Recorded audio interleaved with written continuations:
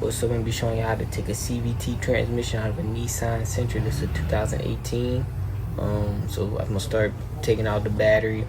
Take out the battery, air box, move that out of the way. Nothing too crazy. This intake got 5 bolts. You don't do that. Pull the intake out the way after you take off the sensors too. I take out my starter next, and then my flywheel bolts. I don't do the flywheel bolts quite yet, but I start undoing all these sensors. That way I can get to these flywheel bolts. And then I'm undoing some of my transmission sensors, and my shifter cable I removed. That's 3 bolts to get to the shifter cable, and then 2 bolts that hold the shifter cable down after you pull up that clip. And then right there you can see that that bolt, you're gonna have to remove that. That's what's holding your transmission side up. But you don't have to do that quite yet. And I did remove my transcoil line from the top. I didn't do it from the oil cooler like most people do. But I'm about to start undoing some of these bell housing bolts and my other oil cooler line right here that I didn't disconnect. So next, you gotta drop your lower control arms. I'm actually dropping the whole subframe. Makes it a lot easier. Drop the subframe to get to the rack and pinion and the sway bar.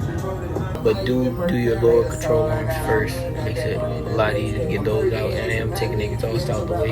Make it a little bit easier. And this right here, that's part for your sway bar bracket. And you undo that, undo your mount. And right here, I got this out and down.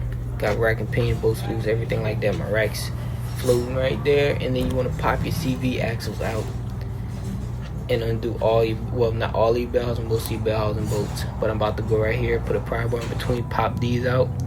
And then you do have to undo the outer tie rods from your knuckle if you don't undo it from the shifter.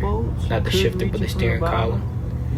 And then you just pull your knuckle one way, and then you're able to pull those CVs all the way out and let them hang. And then I'm about to start getting all of these torque converter bolts out. It is kind of hard to get to. Just trying to get a clear picture right there. That's what the bolts look like for the torque converter. And then you got to undo that trans mount at the top once you're ready to drop the transmission. Right here, I'm ready to drop right here. I'm about to start undoing the bell housing bolts and then take it out.